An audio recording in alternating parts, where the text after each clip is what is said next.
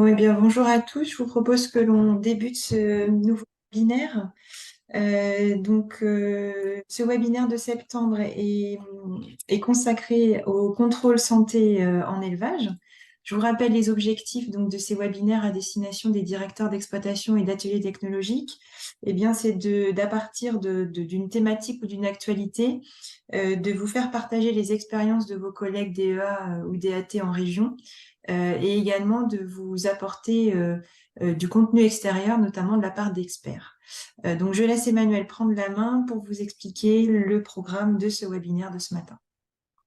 Donc, bonjour à toutes et tous. Donc, comme vous le savez, les exploitations et les ateliers sont soumis, de l'enseignement agricole, sont soumis aux réglementations, aux exigences réglementaires, comme au même titre, évidemment, que les exploitations privées françaises. Et donc, à ce titre-là, il y a des inspections qui sont réalisées dans les exploitations. Il y a une note de service qui est sortie en septembre 2023 qui est co-signée entre la DGER et la DGAL. Et donc, en fait, elle pose la contribution de l'enseignement agricole dans le domaine de la santé, de la sécurité sanitaire des aliments et de la protection des végétaux. Alors, l'objectif aujourd'hui, ce n'est pas de discuter de cette note de service, hein, pas du tout. Mais cette note de service, elle pose bien le principe à la fois de créer, de renforcer des relations entre les services de l'État au niveau national, au niveau régional et au niveau local.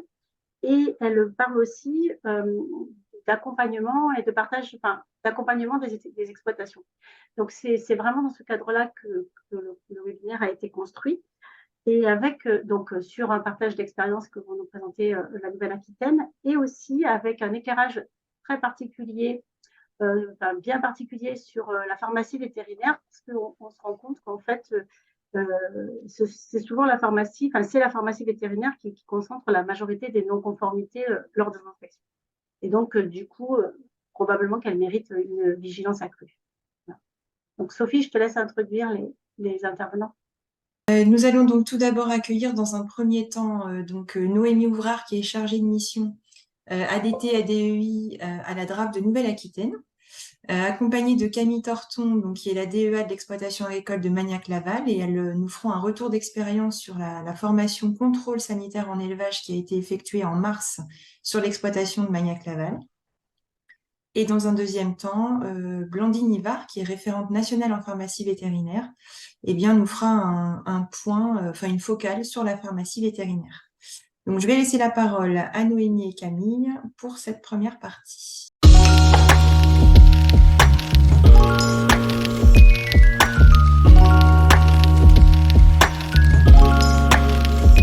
Bonjour tout le monde, vous voyez bien mon écran? Oui. Oui. Donc effectivement avec Camille, on va vous faire un petit retour sur, vous apporter notre témoignage sur la formation qu'on a mis en place le 8 mars de cette année et qui avait deux thèmes, l'inspection de la pharmacie vétérinaire et la biosécurité. Donc on va vous parler surtout de la pharmacie véto. Dans quel contexte cette formation s'était inscrite? En fait, oula, pourquoi ça défile? On a un petit groupe qui s'appelle COPIREP pour coopération interdépartementale et entrée PLEFPA pour renforcer l'exemplarité des exploitations et la montée en compétences pédagogiques.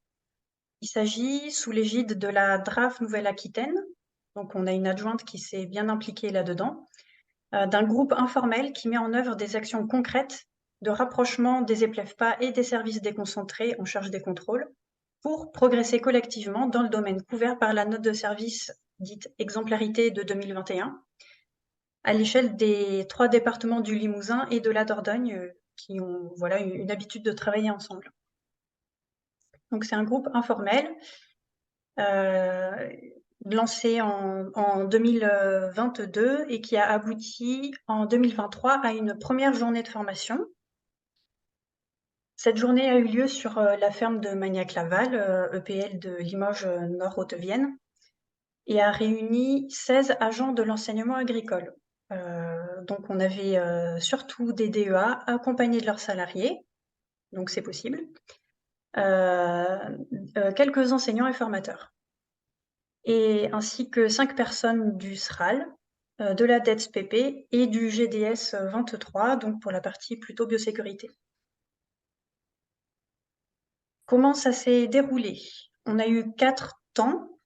Dans un premier temps, on a eu l'ouverture par Bénédicte Génin, qui est notre directrice régionale adjointe en charge des questions d'enseignement agricole, qui s'est impliquée sur ce dossier, qui a fait vivre le groupe. Donc, elle était présente pour la journée.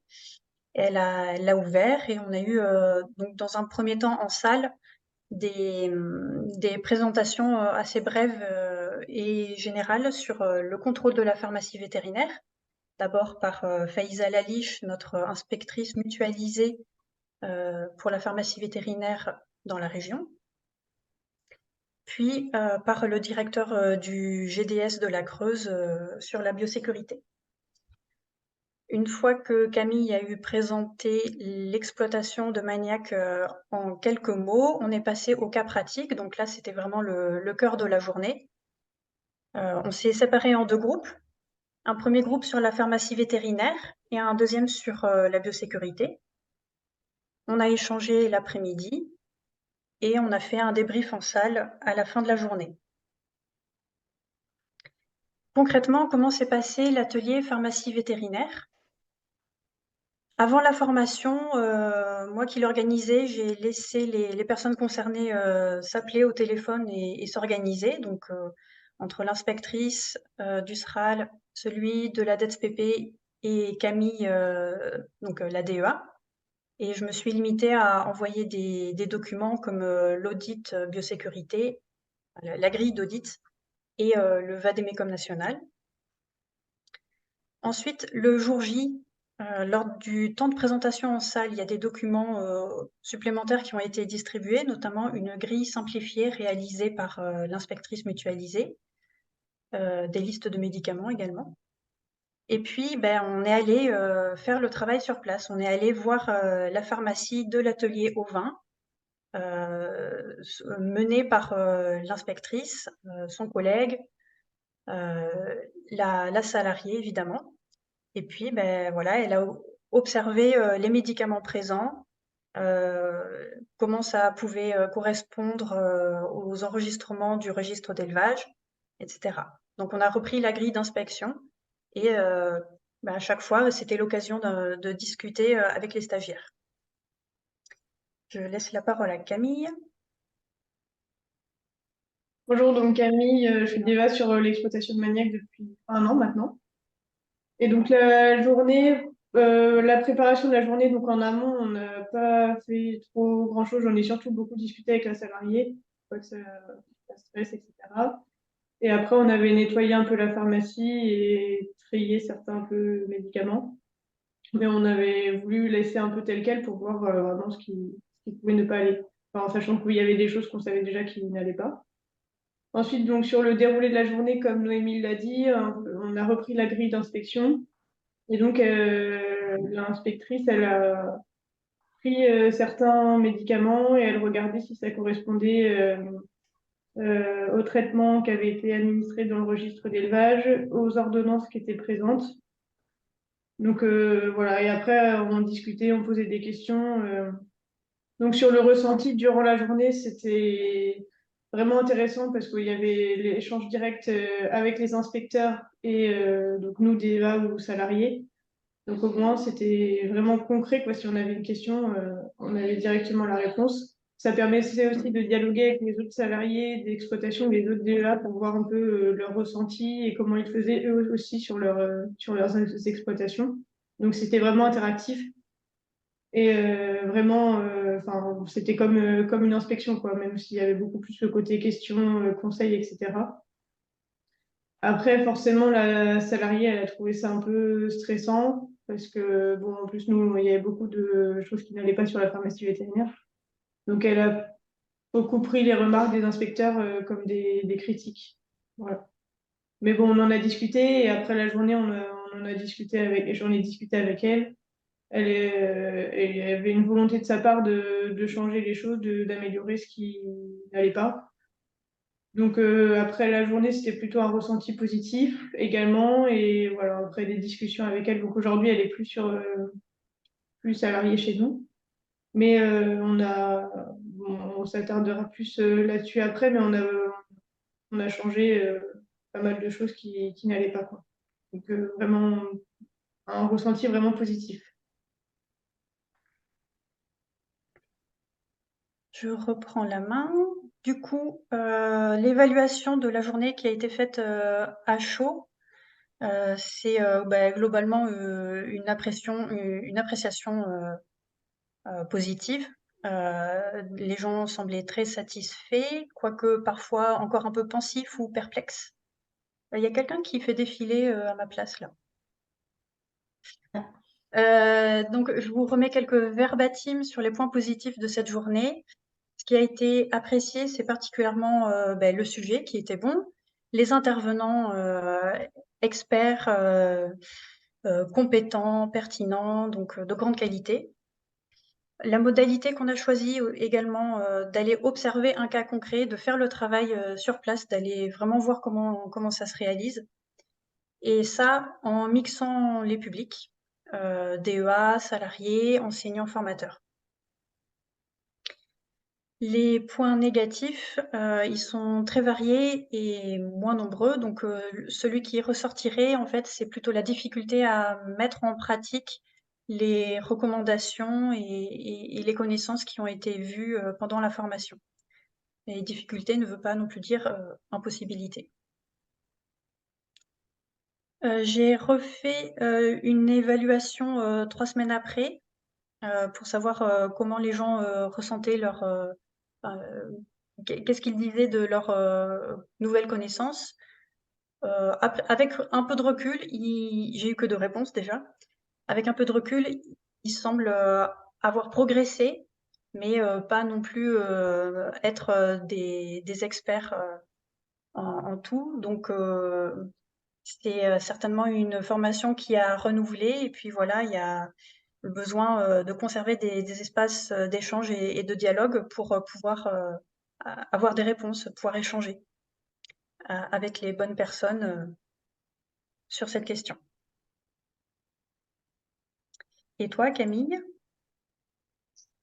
Donc moi, du coup, comme j'ai dit, il y avait pas mal de choses qui n'allaient pas. Et donc, du coup, on a fait des changements. Bon, petit à petit, c'est pas venu non plus d'un coup. Mais déjà, on a commencé par acheter une nouvelle pharmacie qui fermait à clé, parce que c'était pas le cas avant.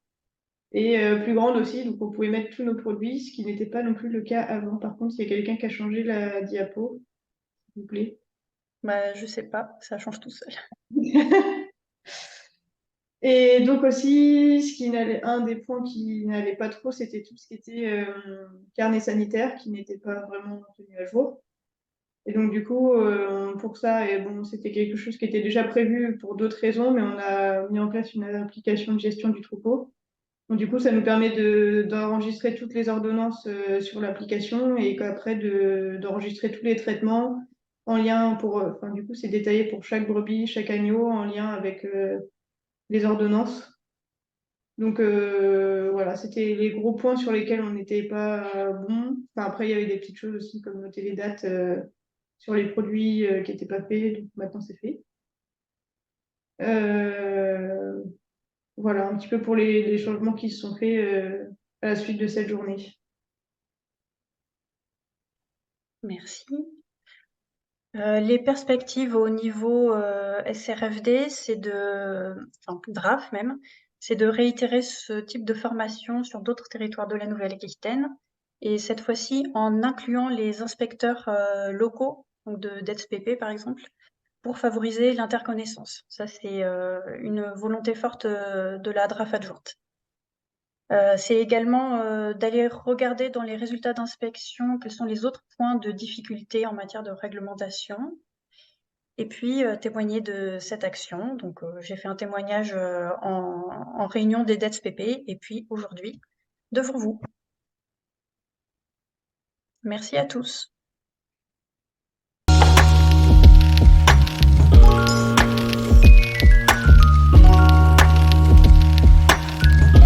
Bonjour bonjour à tous, donc Blandine Ivard. Donc moi je suis référente en pharmacie vétérinaire pour l'ADGAL, le bureau de la prévention des risques sanitaires en élevage. Et auparavant, donc ça j'y suis depuis avril 2022, et auparavant donc j'étais inspectrice de terrain en pharmacie vétérinaire dans la région Hauts-de-France. Donc, l'idée donc de la présentation d'aujourd'hui, donc effectivement, la pharmacie vétérinaire est un sujet assez complexe et peut parfois faire peur. Là, c'est vraiment l'idée de savoir pourquoi on contrôle cette pharmacie vétérinaire, quels sont les enjeux autour de la pharmacie vétérinaire, et puis de refaire un point donc, sur on ne sera pas en mesure de revoir l'intégralité forcément de la réglementation, mais vraiment de faire un point sur les éléments principaux à avoir en tête. Et puis, on reviendra donc sur les principales non-conformités observées lors d'inspections dans les lycées agricoles. Voilà, donc au niveau des enjeux de la pharmacie vétérinaire, il y en a plusieurs. Le premier qui vient en tête quand on parle donc, de pharmacie destinée à des animaux producteurs de denrées, c'est les résidus, les risques de résidus dans l'alimentation humaine derrière. Donc c'est pour ça qu'on a ces notions de cette réglementation et puis notamment ces notions de temps d'attente avant de consommer les denrées d'un animal qui a été traité. Un autre risque très important, on va même dire majeur, ce sont les risques d'antibiorésistance. Donc ça, c'est vraiment on va dire une problématique de santé publique qui maintenant est bien connue, bien documentée. Je vous ai remis le petit diaporama, enfin la petite illustration qui nous montre que si on ne prend pas les choses en main, on estime qu'en 2050, on pourrait avoir 10 millions de décès liés justement à cette résistance aux antibiotiques. Donc une résistance qui en plus entraîne également un coût considérable donc pour comment dire au niveau du suivi santé. Voilà. C'est également la pharmacie vétérinaire. Il y a également un enjeu au niveau de la lutte contre les zoonoses, de lutte contre ces maladies qui peuvent être transmissibles de l'animal vers l'homme. C'est également un enjeu de lutte contre les maladies animales.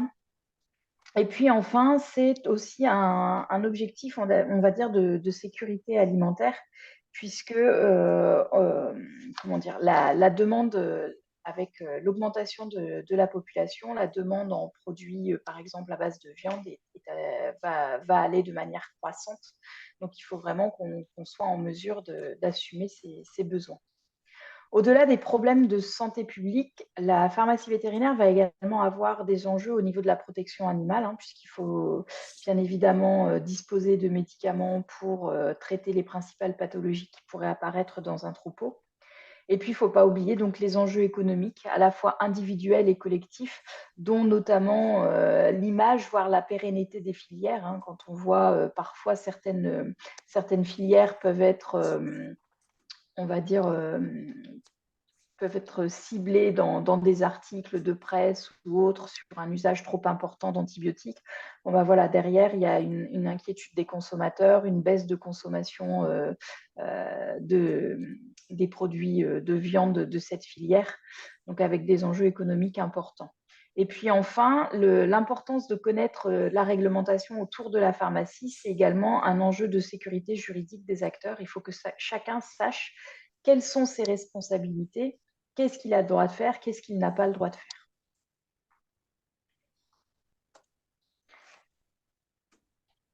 Alors, si on revient sur les principes fondamentaux autour de la pharmacie vétérinaire, il faut déjà avoir en tête que le schéma de base avant d'utiliser un médicament, le schéma de base, c'est que l'éleveur va devoir contacter son vétérinaire. Il y a forcément un contact de prix avec le vétérinaire pour lui expliquer ce qui se passe.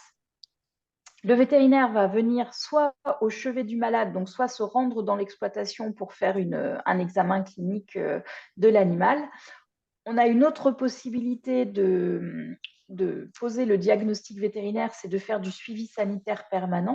C'est-à-dire que pour certaines pathologies listées dans ce qu'on appelle aujourd'hui un bilan sanitaire d'élevage et un protocole de soins, pour certaines pathologies, le vétérinaire n'aura pas systématiquement besoin de se déplacer dans l'élevage, mais pourra faire sur la base d'un contact avec l'éleveur ce qu'on appelle de la prescription hors examen clinique. Donc, où il pourra rédiger une ordonnance et l'éleveur sera en mesure de venir chercher son ordonnance et son médicament ou de le recevoir par colisage. Et ça nécessite qu'il y ait vraiment un bilan annuel qui soit mis en place, un protocole de soins. Donc, en gros, le vétérinaire a une connaissance fine au travers du suivi de l'élevage, puisqu'il va réaliser, il a des fréquences de visites à faire, des visites de suivi. Ce sont des élevages auxquels il donne ce qu'on appelle les soins réguliers, c'est-à-dire que c'est le vétérinaire traitant de l'élevage. Donc, il a une connaissance fine de cet élevage pour pouvoir partir en prescription hors examen clinique. Donc, une fois que le vétérinaire a pu poser son diagnostic, il va pouvoir réaliser donc sa prescription. Alors, la prescription, donc c'est vraiment un acte vétérinaire qui très souvent va se terminer par une prescription de médicaments vétérinaires, donc avec la rédaction d'une ordonnance qui est maintenant obligatoire pour tous les médicaments destinés à des animaux producteurs de denrées.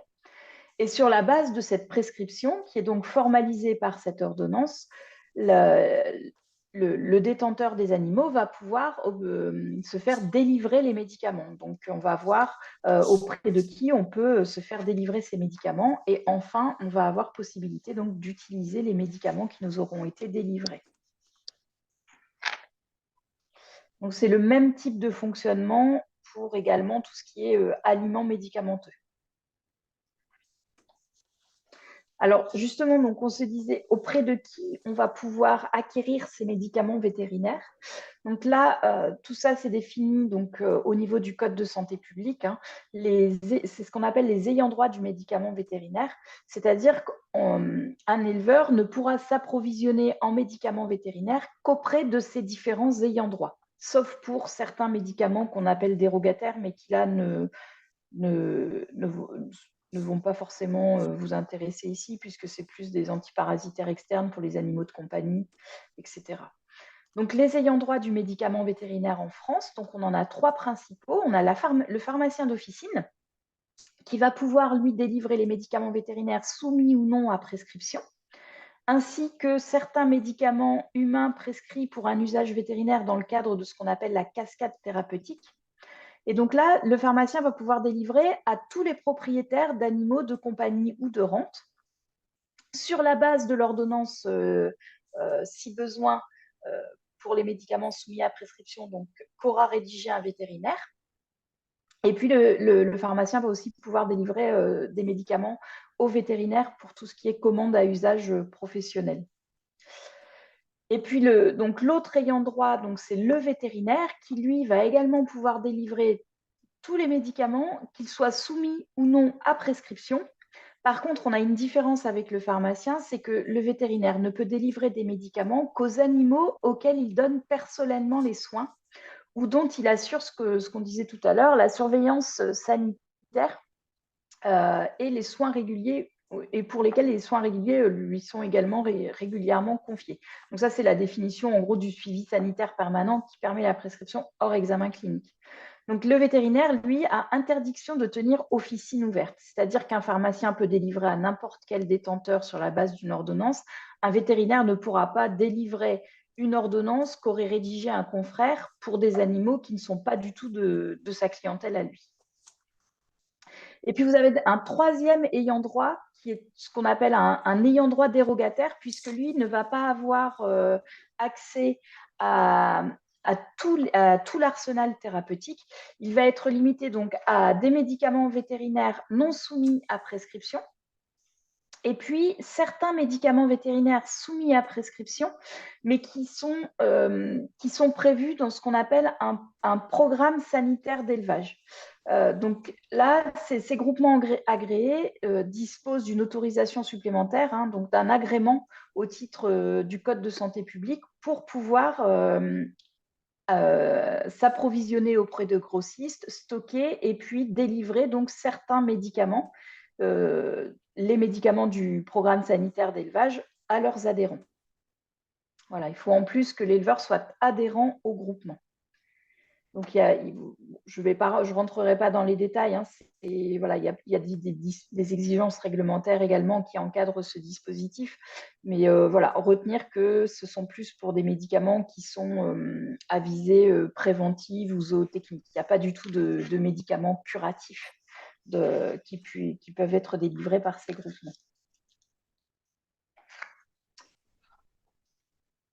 Oui, donc ça, c'est une précision sur les vétérinaires donc, qui exercent la médecine et la chirurgie. Et puis, ce sont les chefs de services pharmacotoxicaux des écoles vétérinaires et les vétérinaires des armées. Voilà, ce sont les seuls vétérinaires qui sont ayant droit du médicament, qui peuvent s'approvisionner auprès d'un grossiste et puis stocker.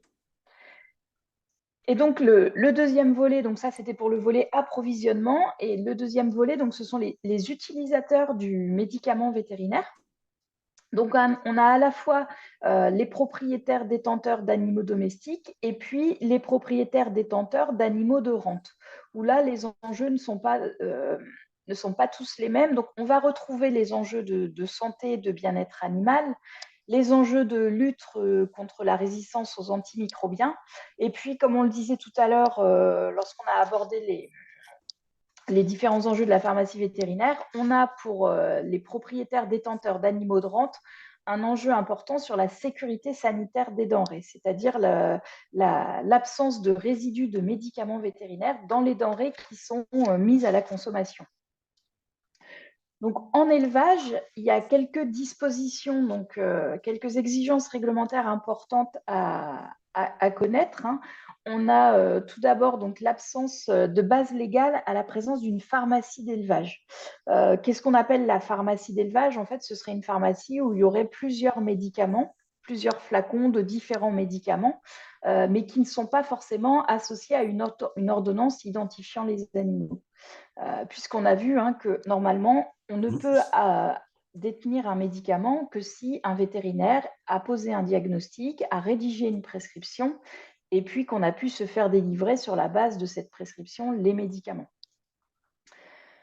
Donc, c'est ce qu'on a indiqué là. Il ne faut trouver que des médicaments avec une ordonnance associée qui identifie les animaux à traiter. L'éleveur a également un statut particulier puisqu'il est considéré un fermier de son élevage. Donc ça, ce sont pour les éleveurs professionnels détenteurs d'animaux producteurs de denrées. Ça, on n'aura pas ça, par exemple, pour un éleveur de chiens, où là, on n'a pas de production de denrées. Donc, pour ces éleveurs d'animaux producteurs de denrées, il y a ce qu'on appelle une délégation d'actes. Il y a certains actes vétérinaires, notamment les injections parentérales, donc c'est-à-dire les injections sous-cutanées ou intramusculaires, qui peuvent être réalisées par les éleveurs. Par contre, cette délégation d'actes exclut bien la notion de prescription de médicaments vétérinaires, c'est-à-dire le choix d'une spécialité vétérinaire à administrer à un animal. Ça reste un acte qui est réservé aux vétérinaires. Une autre obligation à avoir en tête, c'est que certains médicaments ne sont pas délivrables au public. Donc ça, c'est au stade de l'autorisation de mise sur le marché. Dans l'autorisation de mise sur le marché d'une spécialité, d'un médicament, il est défini si ce médicament va pouvoir être délivré au public ou s'il est d'usage restreint à un vétérinaire. Donc, c'est notamment, par exemple, le cas des euthanasiques. On ne doit pas pouvoir trouver en élevage de produits euthanasiques. Un ayant droit n'est pas autorisé à les délivrer à une personne autre qu'un vétérinaire. Et puis enfin, donc, une obligation très importante également, c'est au niveau de la traçabilité des traitements mis en œuvre. Donc, c'est l'obligation de tenue du registre d'élevage qui inclut le registre des traitements. Donc, on va le revoir par la suite. Voilà, donc disons pour simplifier, ce qu'on va aller, quand il y a des inspections effectivement qui sont réalisées sur le volet pharmacie, ce qu'on va regarder, c'est le circuit du médicament, c'est-à-dire d'où provient le médicament, comment le médicament a été acquis, comment il est stocké et puis comment il est utilisé et comment est enregistrée son utilisation. Donc, là, on a vu la partie donc acquisition auprès d'un ayant droit autorisé. Et puis, au niveau du stockage, l'idée, ça va être vraiment de préserver la sécurité des personnes, la salubrité, l'efficacité et l'innocuité des médicaments et éviter des erreurs d'utilisation. Donc, ça sous-entend d'avoir donc un local ou un rangement qui va fermer à clé, puisqu'il faut quand même faire attention à certains médicaments. En plus, il y a des élèves qui peuvent circuler. Il y a certains médicaments qui sont aussi à risque lors de l'utilisation. Donc, il faut vraiment les avoir dans on va dire, dans un rangement qui puisse fermer à clé, qui ne soit pas accessible aux personnes non autorisées. Et puis qui ne contiennent rien d'autre. On ne s'amuse pas à mélanger, voilà, notamment si on a des médicaments qui sont qui sont thermosensibles, hein, qui sont soumis à une conservation sur une plage de température de 2 à 8 degrés, on va éviter d'aller mettre ça dans un frigo où il y a aussi la boisson ou le sandwich ou autre. On s'arrange, donc après c'est assez, voilà, c'est des règles de base, hein, on s'arrange pour avoir un rangement qui soit propre, qui soit ordonné. Il faut retirer régulièrement les périmés, hein, puisqu'à partir du moment où un médicament est périmé, il ne doit plus être utilisé. Une bonne pratique qui est prônée, donc c'est vraiment c'est même pas une bonne pratique, c'est une obligation, c'est d'aller inscrire, quand vous avez des médicaments injectables, la date qui est indiquée sur votre emballage, c'est la date de validité du médicament tant qu'il n'est pas ouvert. À partir du moment où vous faites une première ponction à travers le petit capuchon caoutchouc, ce n'est plus la date inscrite sur l'emballage qui est valable. Vous avez une date résiduelle qui soit est inscrite dans la notice du médicament. Et si vous n'en avez pas, vous partez du principe, en général, ça se conserve 28 jours un injectable à partir de la première fois où on a ponctionné dedans. Donc, d'où l'obligation, on va dire, d'inscrire cette date, parce que sinon, si vous n'avez pas de traçabilité du jour où vous avez ouvert votre flacon, vous ne pouvez pas savoir quand est-ce qu'il n'est plus bon. On ne change pas non plus les médicaments de conditionnement. On ne s'amuse pas à faire, par exemple, à prélever pour refaire de plus petits flaconnages. Ça relève d'une opération pharmaceutique, hein, le déconditionnement, reconditionnement. Donc, c'est interdit. Il faut avoir une autorisation spécifique. Et puis, on fait bien attention de respecter donc, les températures de conservation et puis toute autre mention qui serait portée sur le RCP, comme par exemple conservation à l'abri de la lumière, etc. Donc, on a mis des photos vraiment aux extrêmes au niveau donc, des pharmacies. Voilà, où on voit que les pharmacies ne sont pas rangées, les seringues sont laissées à l'air. Parfois, on voit aussi des choses qu'il faut éviter où les aiguilles sont laissées dans les flacons. Voilà, et puis où tout n'est pas forcément fermé. Et puis, on vous a mis à droite des pharmacies où c'est déjà, alors sans regarder sur la nature des produits, hein, je n'ai pas pu aller voir en détail, mais voilà, on voit qu'il y a un rangement qui est déjà différent. Il ne faut pas hésiter les périmés quand vous ne les détruisez pas tout de suite, c'est de vraiment bien les identifier, les mettre sur le côté pour éviter qu'il y ait, on va dire, une utilisation par erreur de ces médicaments. Voilà, des règles vraiment, on va dire, de base pour le stockage. Et puis, donc un autre point fondamental, c'est que la pharmacie vétérinaire fait également, on va dire, partie intégrante du registre d'élevage. Donc, pour l'instant, cet arrêté sera amené à être révisé, mais donc c'est l'arrêté du 5 juin 2000 qui définit ce qu'est le registre d'élevage, les obligations de tenue de ce registre, et puis notamment donc des obligations de traçabilité. Donc, je ne détaillerai pas ici le registre d'élevage sur toutes ces parties, mais sur les parties, on va dire, qui nous intéressent. Et donc, vous avez notamment dans ces 5 parties un registre des traitements et un registre des visites. Donc, ce registre des visites, on va vraiment venir renseigner tous les passages des vétérinaires, mais également les passages, par exemple, des inspecteurs des DPP. Ça doit apparaître dans ce registre des visites. Et ce registre, il est important à avoir puisque c'est lui qui va pouvoir démontrer, par exemple, que effectivement le vétérinaire qui vous fait des ordonnances ou qui délivre des médicaments, c'est bien un vétérinaire qui vient régulièrement donner des soins, notamment quand vous êtes sur de la prescription hors examen clinique. On peut vérifier que ce vétérinaire, il donne les soins réguliers parce qu'on voit à chaque fois que quand un vétérinaire passe, c'est toujours enfin pas toujours le même, mais en tout cas c'est fréquemment ce vétérinaire qui est appelé pour les soins courants. Donc, il y a ce registre des visites. Et puis, l'autre registre, donc, qui est très important également, c'est le registre des traitements dans lequel l'éleveur doit indiquer tous les traitements qui sont mis en œuvre sur les animaux. Donc, en identifiant l'animal précisément, le démarrage du traitement, la fin du traitement, la posologie qui a été administrée. Donc après, on n'est pas obligé de reprendre toutes les infos si, par exemple, on fait référence à l'ordonnance de prescription du vétérinaire. Mais voilà, on doit être en mesure de savoir, pour chaque animal qui a reçu des traitements, on doit être en mesure de tracer ce traitement, de savoir ce qui a été fait. Ça permet également de vérifier donc le respect des prescriptions du vétérinaire, d'aller vérifier que si le vétérinaire a prescrit 5 jours, on n'a pas fait que 2 jours de traitement. S'il a prescrit telle dose, on n'a pas été augmenter la dose du traitement. Voilà, c'est vraiment aussi également un point important, c'est le respect des prescriptions du vétérinaire. Et puis, on va conserver dans ce registre également, donc au-delà des ordonnances qui sont de conservation obligatoire, on va également conserver tout ce qui est bilan sanitaire d'élevage et protocole de soins.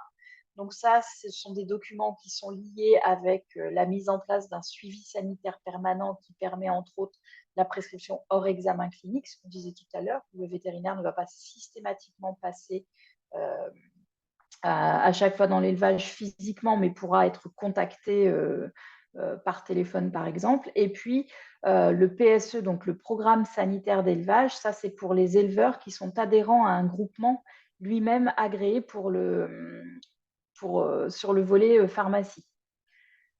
Voilà, donc ces éléments doivent être présents dans le registre d'élevage pour qu'on ait trace du suivi vétérinaire et puis des différentes voies d'approvisionnement également en médicaments vétérinaires. Et puis enfin, ce qui est très important de noter donc, dans ce registre des traitements, c'est le début, la durée ou la fin de traitement. Pourquoi? Parce que pour les médicaments qui ont des temps d'attente à respecter, donc c'est-à-dire qu'on ne va pas pouvoir remettre l'animal à la consommation un certain temps après la fin du traitement, on doit avoir trace de ces dates de fin de traitement pour être en mesure de définir à partir de quand l'animal, par exemple, peut être envoyé à l'abattoir. Donc, si on revient sur les principales non-conformités, donc ça, ce sont des non-conformités donc un bilan qui date de 2019 maintenant. Donc, ce qu'on observe régulièrement, ce sont des enregistrements non exhaustifs. Donc, c'est-à-dire que tous les traitements ne sont pas systématiquement renseignés dans le registre d'élevage. Ou alors, les traitements sont mal renseignés, ou on ne va pas savoir exactement la date de fin de traitement, ou pas exactement la durée. Donc, on est dans l'impossibilité de définir un temps d'attente précis, par exemple. Voilà, donc des enregistrements non exhaustifs. Une absence de registre des visites. Ce registre des visites est encore très difficilement présent dans les exploitations, ou alors il est renseigné de manière insuffisante. Donc, ce qui ne permet pas d'avoir une vision globale du suivi par les vétérinaires d'un élevage. Et puis, au niveau de l'utilisation des médicaments, ce qu'on voit très souvent, c'est un non-respect de la prescription du vétérinaire. Par exemple, un arrêt de traitement avant la fin parce qu'on a estimé que l'animal avait l'air d'aller mieux, ou alors parfois une utilisation d'un médicament qu'on avait en stock alors qu'un vétérinaire n'a pas réalisé de prescription. Même si vous avez le médicament en stock, vous devez disposer d'une ordonnance identifiant l'animal que vous voulez traiter.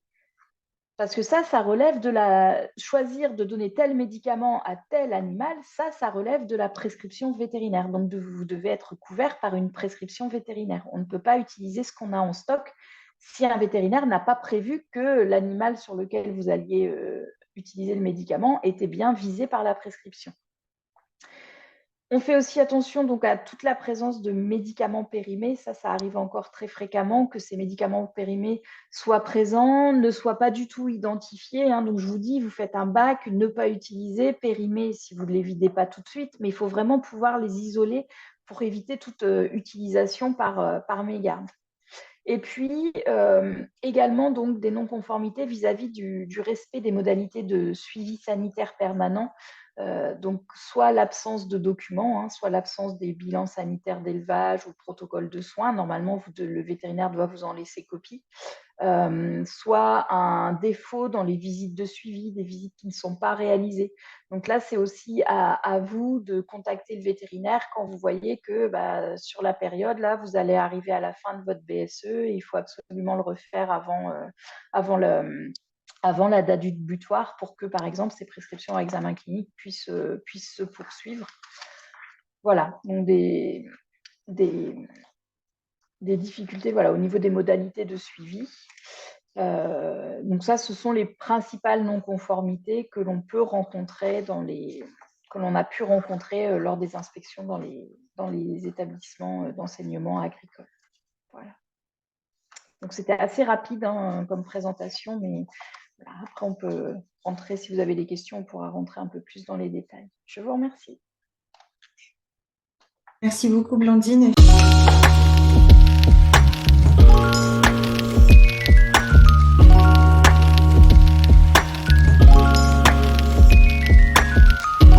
On a quelques questions dans le chat qui sont arrivées. Si je les reprends dans l'ordre, une première question concernant les huiles essentielles qui ne disposent pas d'AMM. Qu'en est-il de leur utilisation en tant que complément alimentaire? Est-ce que tu peux nous donner des éléments là-dessus? Alors, en tant que complément alimentaire, là, c'est un petit peu différent. Moi, je peux répondre sur le volet médicaments vétérinaires. Les huiles essentielles, à partir du moment où on va utiliser un produit pour traiter un animal, donc vraiment avec la notion de on veut traiter une pathologie, ça devient un médicament vétérinaire au sens du règlement 2019-6. Donc, à partir du moment où vous avez un médicament vétérinaire, il faut qu'il respecte les dispositions prévues, donc c'est-à-dire que ce soit un médicament vétérinaire autorisé. Alors, avec des huiles essentielles, là, je ne sais pas trop s'il y en a. Après, vous avez possibilité pour le vétérinaire de faire ce qu'on appelle des préparations extemporanées. Donc, il va lui-même réaliser un médicament en utilisant différentes huiles essentielles. Mais dans la mesure où on est sur des animaux producteurs de denrées, toutes les huiles essentielles qui vont être utilisées doivent être inscrites sur ce qu'on appelle doivent être autorisées par le règlement LMR, limite maximale de résidus. Donc, elles doivent être inscrites notamment sur ce qu'on appelle le tableau 1 de ce règlement, et ce sont les substances autorisées d'usage pour des animaux producteurs de denrées.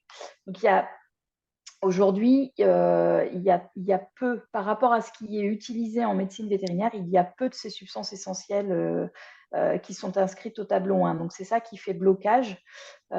Donc, de toute façon, l'utilisation d'huiles essentielles en tant que médicament vétérinaire, ça relève d'une prescription vétérinaire dans tous les cas. Après, voilà, on essaye, il y a des travaux en cours pour essayer de simplifier l'utilisation de ces huiles essentielles pour que le vétérinaire ait on va dire, un peu plus, un arsenal un peu plus étoffé de ces huiles essentielles, que l'utilisation soit un peu plus facile. Mais voilà, les travaux sont toujours en cours. En tout cas, on ne peut pas, un éleveur ne peut pas, ça revient également à partir du moment où on utilise pour traiter, c'est un médicament vétérinaire, ça relève de la prescription vétérinaire.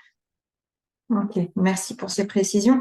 Une autre question concernant la destruction des médicaments périmés. Tu as bien dit qu'il fallait les mettre de côté tout à l'heure, mais est-ce qu'il y a des règles pour la destruction? Alors, normalement, les médicaments vétérinaires de mémoire ils peuvent être détruits. Ce qu'il faut, c'est qu'il y ait une incinération, en fait. Normalement, on peut les mettre, par exemple, les médicaments non utilisés dans une filière déchets déchets domestiques, on va dire, mais il faut s'assurer qu'il n'y ait pas de reprise possible par une personne qui passerait par là et qu'il y ait vraiment une incinération à la fin de la chaîne. Après, il est possible de les mettre dans les bacs jaunes, là, les bacs d'asserie pour les risques infectieux, sauf que ça, pour les enlèvements, etc., ça a quand même un coût plus important. Et on a aussi des bacs bleus MNU. Mais là, après, voilà, je maîtrise moins le circuit d'élimination, là, je maîtrise moins. On a eu aussi pas mal de réactions concernant le registre des visites. Où une des questions déjà, c'est de savoir par qui doit être rempli ce registre des visites. Est-ce que c'est le chef d'exploitation ou le directeur, en l'occurrence pour nous, là actuellement, ou est-ce que c'est au vétérinaire de le compléter? Non, c'est au vétérinaire. C'est aux personnes qui passent dans l'élevage de remplir le registre. Vous devez, par contre, l'éleveur doit le présenter, doit penser à le présenter et doit en avoir un, déjà doit en constituer un et le présenter aux personnes qui doivent le renseigner. Alors après, les remarques qui étaient faites, c'était que souvent les vétérinaires sont quand même relativement surchargés et n'ont pas toujours le temps de compléter ce document. Donc voilà, des fois, ce manquement à la réglementation n'est pas toujours dû au directeur ou au chef d'exploitation.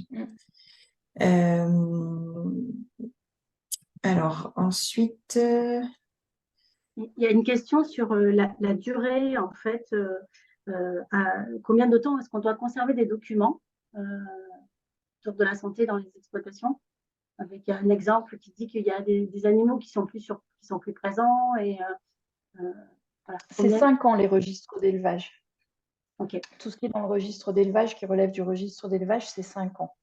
Et également les ordonnances et tout ça. Oui. Même si les animaux sont plus présents. Alors ça, je ne me suis jamais posé la question si les animaux ne sont plus présents. Moi, je pense que l'obligation porte aussi sur des animaux non présents. Parce que si vous avez... parce qu'après, dans ces cas-là, vous allez les garder combien de temps par rapport au départ? Parce que si jamais il y a un souci à l'abattoir, par exemple, qu'on retrouve des résidus ou autre, il faut que vous soyez en mesure d'avoir encore les documents pour justifier s'il y a eu ou pas des traitements, etc. Et si le temps d'attente, par exemple, a été respecté ou autre. Donc, pour moi, c'est 5 ans, même si l'animal n'est plus présent. Ouais, c'est ce qu'un directeur d'exploitation redit aussi, je crois, dans le chat, en disant il faut regarder. Et alors, une autre question, donc tout à l'heure, on parlait de prescription et tu disais que c'était une prescription par animal. Et une question est posée, est-ce qu'il ne pourrait pas y avoir une prescription générale pour une catégorie de troupeaux et qu'ensuite, il y ait une utilisation en cas de besoin? Alors, c'est l'ordonnance. Alors, donc ça, c'est au niveau du règlement européen. Hein. Une ordonnance identifie les animaux à traiter. Après, c'est les animaux ou le groupe d'animaux. Le vétérinaire peut très bien décider de prescrire pour un lot d'animaux, notamment s'il fait des médicaments préventifs ou autres. Mais dans tous les cas, le vétérinaire ne peut pas prescrire un médicament sans avoir une idée précise des animaux à qui il va être administré. Donc, si l'idée, c'est d'avoir le médicament et après, sans avoir... en fait, on est obligé, ça c'est une obligation réglementaire, d'identifier les animaux à traiter. Donc, on ne peut pas faire une ordonnance qui serait pour un troupeau sans précision, en fait. Ça relève, typiquement, ça relève de la prescription vétérinaire. Et comment on fait dans le cas de la désinsectisation, par exemple? Ou là, c'est pour tout le troupeau. Oui. Alors là, il va pouvoir identifier sur son ordonnance. S'il décide qu'il faut traiter tout le troupeau, ce sera indiqué sur son ordonnance, ça. Mais c'est pas ça, c'est un traitement collectif dans ces cas-là. C'est pas l'éleveur qui va décider à quels animaux il va donner précisément si c'est un traitement collectif pour le troupeau dans sa globalité. Après, on fait le rapprochement aussi en fonction des médicaments prescrits. Il y a une question. La patho individuelle, collective. Dans le même ordre d'idée, il y a une question autour des mammites.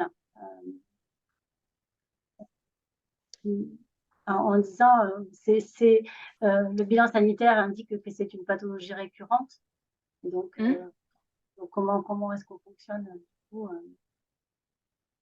Bah, même si vous avez un bilan sanitaire, en fait, le bilan sanitaire indique que c'est une pathologie récurrente. Donc, la maladie a été inscrite sur le bilan sanitaire, le protocole de soins, mais ça n'est pas pour autant une ordonnance, en fait, un bilan sanitaire ou un protocole de soins. Donc, à partir du moment où il y a un cas, l'éleveur doit contacter son vétérinaire et le vétérinaire va refaire une ordonnance pour l'animal visé ou plusieurs animaux s'il y a plusieurs animaux qui ont cette maladie. Et il y aura une ordonnance identifiant les animaux qui sera réalisée. ok. Donc on entend et c'est vrai que ça peut sembler beaucoup, quoi. Enfin, voilà. Et Les réactions d'un ça, ce psychiatre, sont les voilà. textes, hein. Alors après, il y a des travaux de, voilà, il y a des travaux de, je pense que sur le suivi sanitaire permanent, il y a des travaux de révision qui sont en cours, hein. Mais en tout cas, voilà, la philosophie des textes qui datent maintenant de 2007, c'était bien ça, hein. C'est que on a, on a un cadre réglementaire. Une prescription doit être réalisée avec une identification des animaux à traiter. Il doit y avoir systématiquement un diagnostic de posé, que ce soit au chevet ou de manière ou par suivi sanitaire permanent. Mais on a quand même un contact avec un vétérinaire, ça c'est indispensable. Je me permets de poser une question, je ne sais pas si vous m'entendez. En Oui, fait, Antoine, Antoine. Bonjour tout le monde. Merci pour la qualité des échanges. Après, si on reprend le cas d'une mamite, par exemple. Là, je me dis par rapport entre la réglementation et le terrain. C'est-à-dire, le matin, mon vacher, il voit une mamite. Ben, on va pas appeler le vétérinaire. Là, j'ai une mamite, fais-moi une ordonnance. Le vétérinaire, limite, va rigoler. En fait, on voit vraiment le décalage. Le- des choses tellement récurrentes qui arrivent, on va dire, toutes les semaines ou tous les 15 jours. On a le protocole de soins, la boîte de mastigette avec le numéro d'ordonnance. Et le veto nous dit, tu traiteras les mamites que tu trouveras, quoi. Mais c'est vrai que les numéros ne sont pas identifiés de l'ordonnance. Donc là, du coup, c'est une non-conformité, si je comprends bien.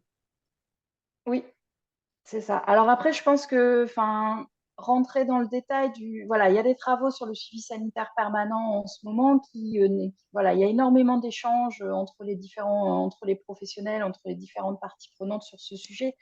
Donc après, voilà, les questions sont nombreuses, hein, je sais bien, mais je pense pas que là on puisse traiter ça, ou alors ça va prendre énormément de temps, hein. Voilà, je pense qu'il faut, voilà, les travaux sont en cours et pour repréciser le cadre. Moi, je rebondis là-dessus. En fait, entre le cadre, mais c'est ressorti des échanges aussi tout à l'heure, il y a le cadre et les vétos. Les vétos qu'on arrive à trouver à moins de 50 km, qui sont des fois assez rares, le temps qu'ils ont à nous consacrer. Donc, en fait, des fois, on se retrouve vraiment bloqué dans la réglementation par manque de moyens, de temps et de nous et des vétérinaires, quoi. C'est vrai que là, on se retrouve des fois dans une impasse, quoi, vraiment.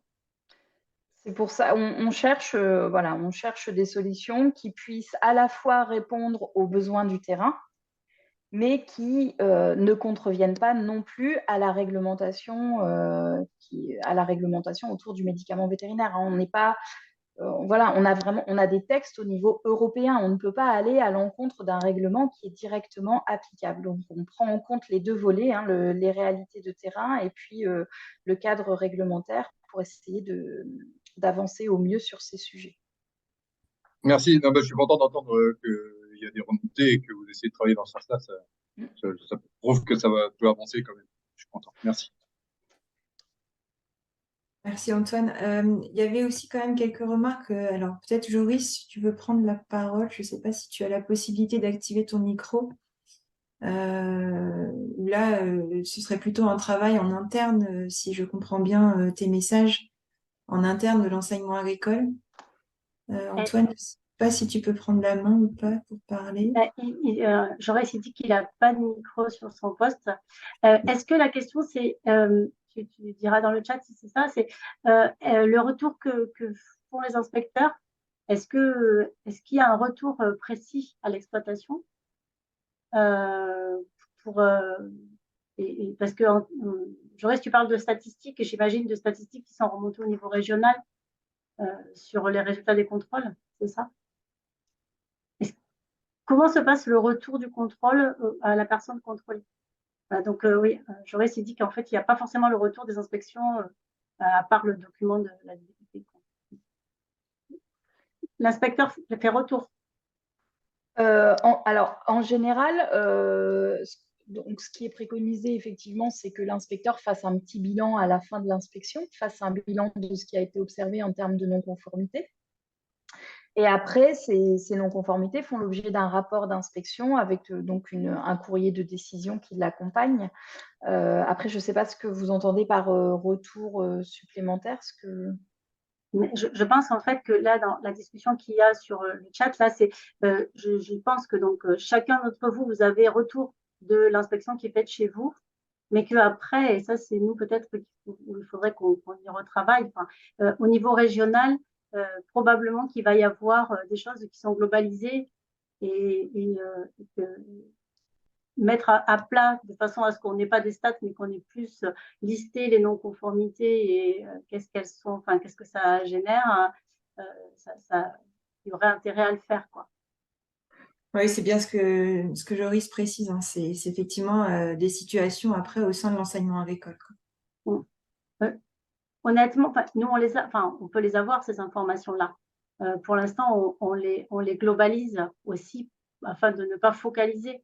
Mais si le besoin se fait sentir sur certaines régions ou sur l'ensemble des régions d'y travailler précisément, peut-être que Noémie, tu peux le dire aussi, mais je pense qu'il n'y a pas de… C'est tout à fait possible, puisque l'information, on peut l'avoir.